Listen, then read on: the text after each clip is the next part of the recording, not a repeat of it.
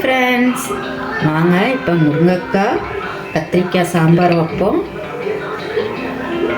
பருப்பு வேக போட்டுக்கிட்டேன், தக்காளி போட்டுக்கிட்டேன், மஞ்சத்தூள் போட்டுக்கிட்டேன். பருப்பு வெந்துக்கிட்டு இருக்கு, மூடி வச்சு வேகட்டும். பருப்பு வெந்துருச்சான்னு ஓப்பன் பண்ணி பார்ப்போம். நல்லாவே வெந்துருச்சு. இங்கே பாருங்கள்,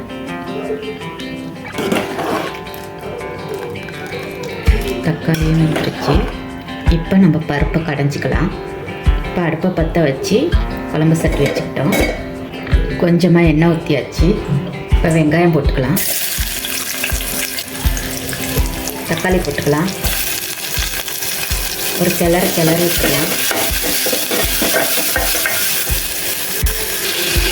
தக்காளி வெங்காயம் வதங்கினோன்னா முருங்கைக்காய் போட்டுக்கலாம்.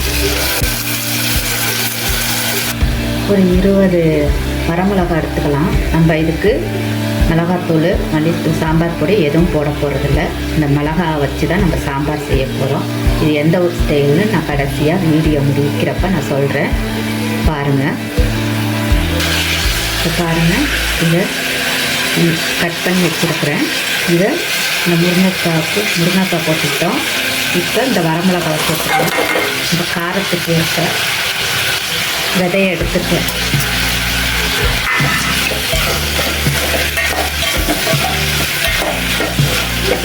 விதையோடு போட்டாலும் நல்லாயிருக்கும். அங்கங்கே லாஸ்ட்டாக கடிக்கிறப்ப நல்லா காரசாரமாக இருக்கும். இப்போ நம்ம உப்பு போட்டுக்கலாம். இப்போ நம்ம பருப்பு தண்ணியை மட்டும் கொட்டிக்கலாம். பருப்பு கொட்ட வேணாம், பருப்பு தண்ணி மட்டும் கொட்டிக்கலாம்.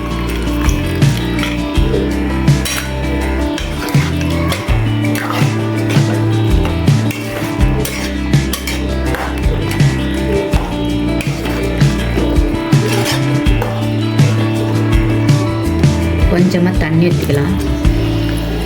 இப்போ ஒரு மூடி போட்டு மூடி வச்சிடலாம். ஒரு 5 நிமிஷம் கழித்து பார்ப்போம். இப்போ ஒரு 5 நிமிஷம் ஆயிடுச்சு. நம்ம ஓப்பன் பண்ணி பார்ப்போம். இப்போ நம்ம கத்திரிக்காயை போட்டுக்கலாம். கத்திரிக்காய் சீக்கிரம் வெந்துடும். இது மிளகாத்தூள், மல்லித்தூள் எதுவுமே நம்ம போடலை. வெறும் வரமிளகா, காய், முருங்கைக்காய் எல்லாம் போட்டு வச்சுருக்கிறேன். இதோட தனி டேஸ்ட்டாக இருக்கும். ட்ரை பண்ணுங்கள். டேஸ்ட் எப்படி இருக்குன்னு சொல்லுங்கள்.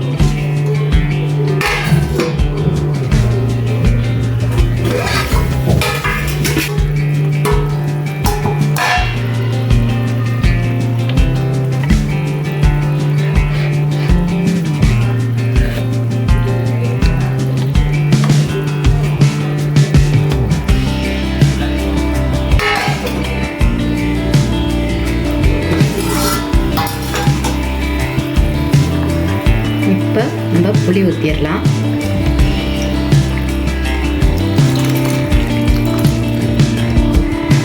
புளி ஊற்றினா நம்ம வச்சிடலாம்.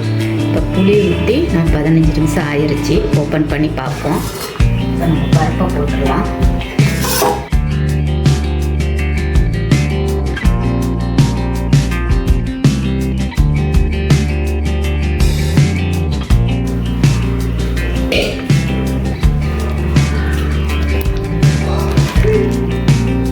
கொஞ்சமாக நம்ம மஞ்சத்தூள் போட்டுக்கலாம்.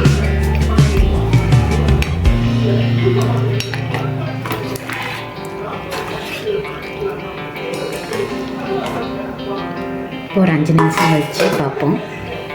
இப்போ பருப்பு போட்டு 5 நிமிஷம் ஆயிடுச்சு. நம்ம ஓப்பன் பண்ணுவோம். பாருங்க, நல்ல பருப்பு, காய், இந்த வரமிளகா வெந்து அப்படியே நல்லா போல் இருக்குது.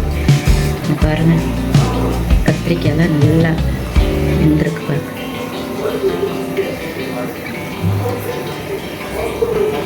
இப்போ இதுக்கு ஒரு தாளிப்பு கொடுத்துருவோம். கொஞ்சமாக எண்ணெய் விட்டுக்கிட்டோம்.